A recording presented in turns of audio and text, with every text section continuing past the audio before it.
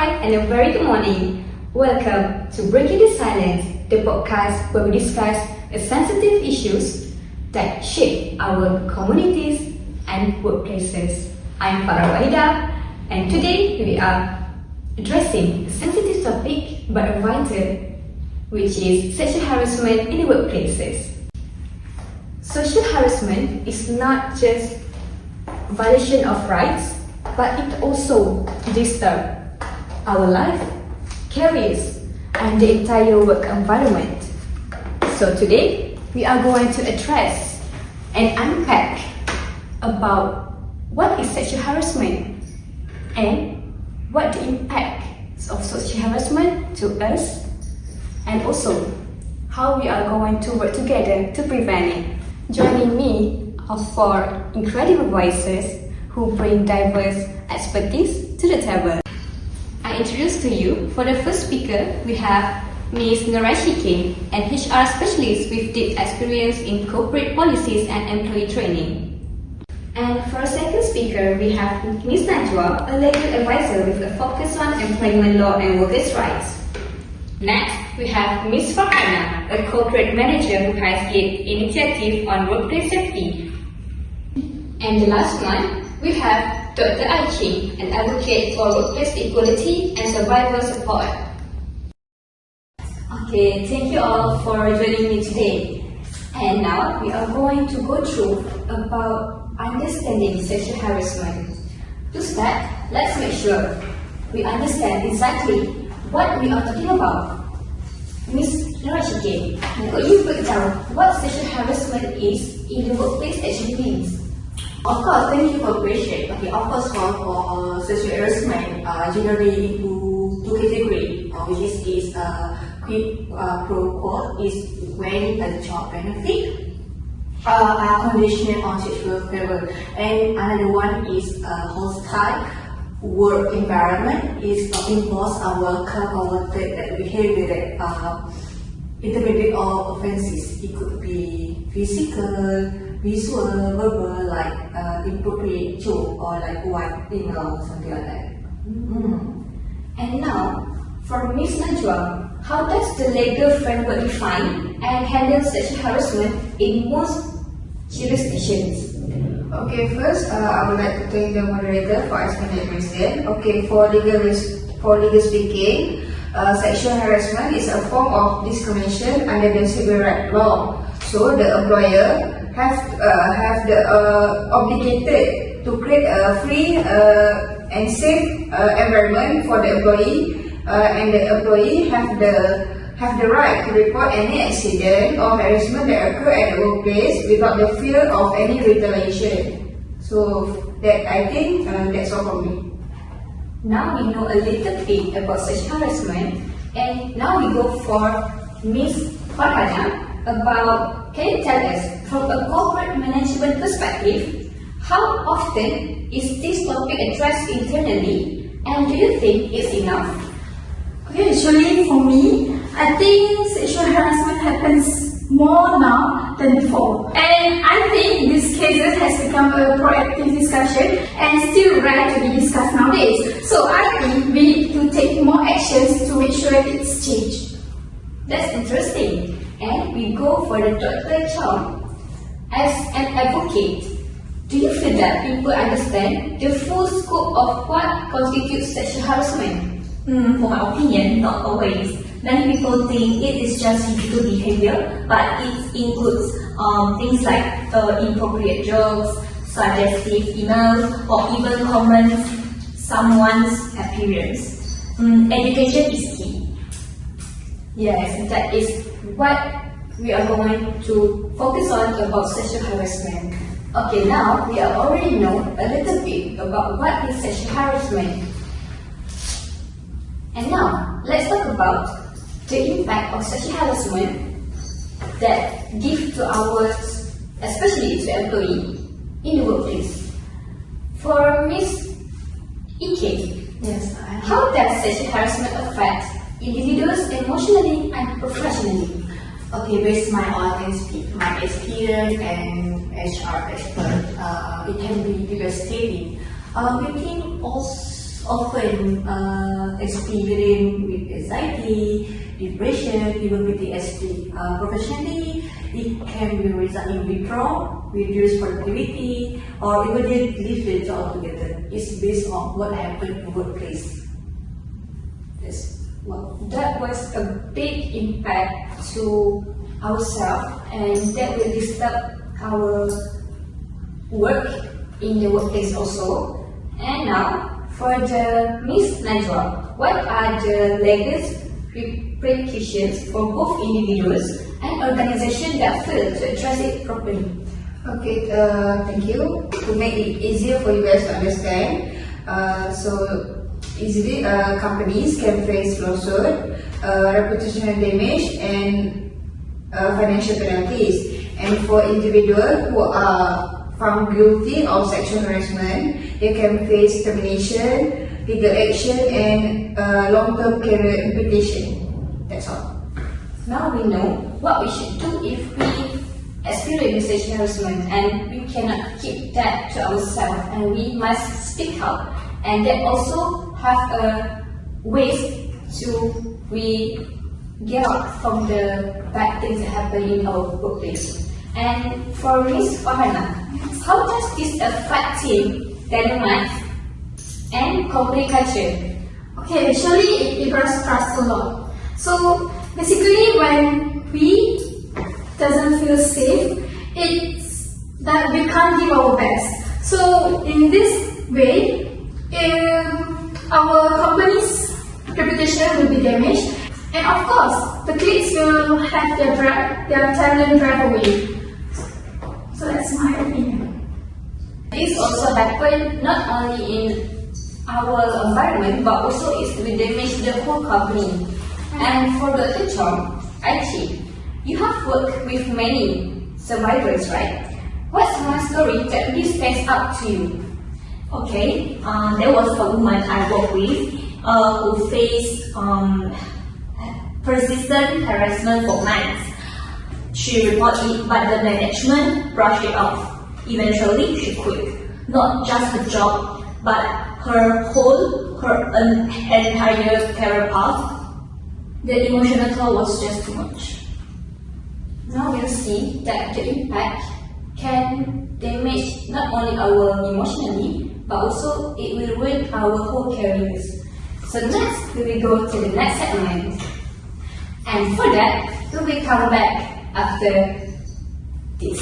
A small break.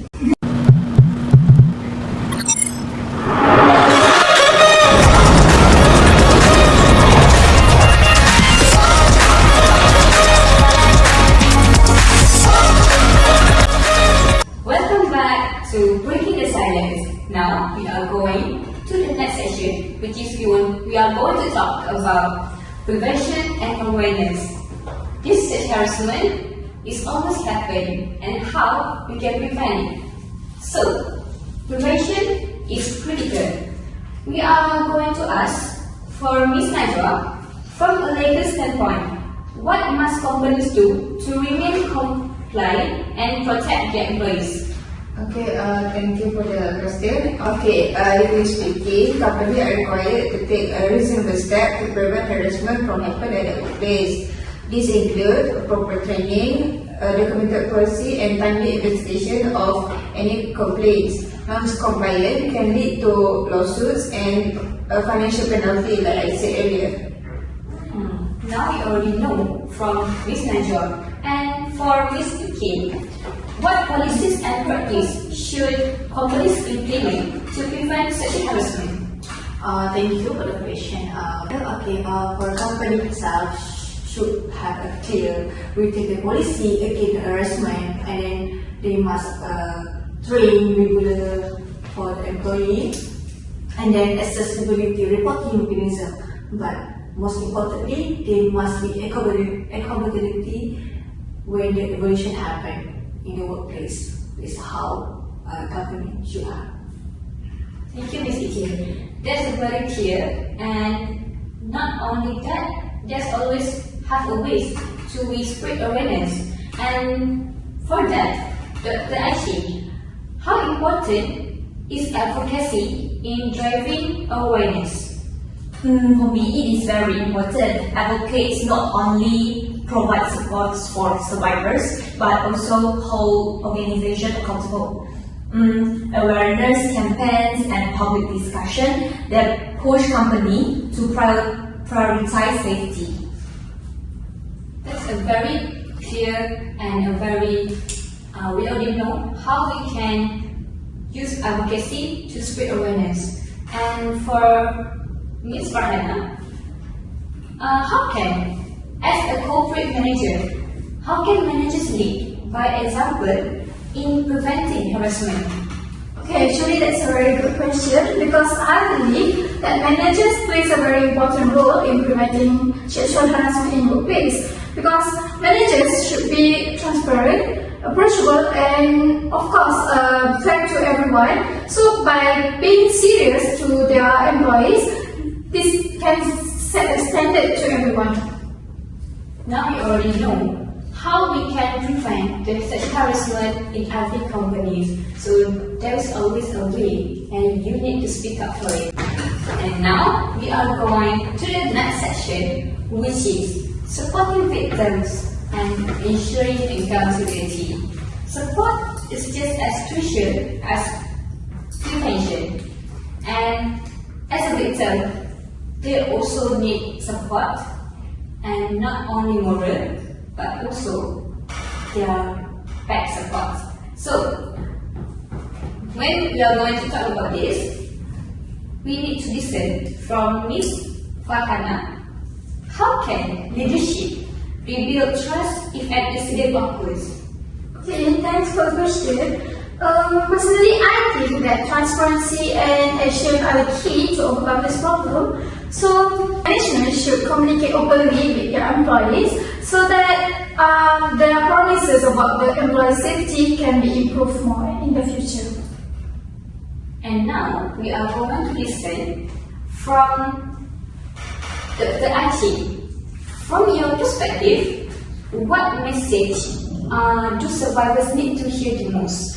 And that which is also, I also want to know about what others or what the victim need to hear if they in their experiences when they experiences sexual harassment. Okay, thank you for the question. For my opinion, I think they need to hear that they are believed it is not their fault, and also they have the right to work in a safe environment. Their voice matters. Yeah, I think as a victim, I also need that so that I can keep to move on and to forget the bad things that happened to me. And for the next speakers, I also want to know from Ms. Najwa, what legal protections are in place for those who come forward? Okay, in many regions, law prohibited retaliation against anyone who complains about harassment. This includes termination, demotion, and any form of discrimination. Now we know about that. So in every victim that experiences sexual harassment, there is always a place for you, so you don't need to be scared. And the last one, I also want to hear from Ms. Ike. What should HR departments do to support victims? Based on what HR did, HR offer confidential reporting option to ensure no regulation policy are enforced, and then they also provide access to counseling if they are needed. Employee assistance, HR will do. And now we are all already listened to all the speakers about sexual harassment. And with that, we already have come to the end. And this conversation has been both enlightening and empowering. Sexual harassment in workplace is a serious issue, but through education, experience, and support, we can create safer spaces for everyone. So I want to thank to our brilliant guests, Ms. Ike, Ms. Najwa, Ms. Farhadang and Dr. Aishi for sharing the expertise and experiences about sexual harassment. This is really helpful for people out there. And to our listeners, remember that awareness is the first step to change. So, if you experience sexual harassment, speak up, seek for support each other, and help create workplaces to be a safe place and respected. Thank you for joining us, Breaking the Silence. Until next time, stay tuned and stay awareness. 그대는 선물입니다. 하늘이 내려준 홀로선 세상 속에 그댈 지켜줄게요. 제 가방 안엔 굳은 다짐이 더 backpacker. 우리는 backpackers, yeah we the backpacker. 내가 묻은 신발이 바래져도 backpacker. 우리는 backpackers. 출발은 언제나 겁없이 시작부터 맨발. 내 눈에 싹 다 basic. 보다와의 step pipe. 더럽혀진 내 black tie. 프로젝트만 necktie. 기본이 안 돼 있는 stupid. I'm ready to fire right. Ambition is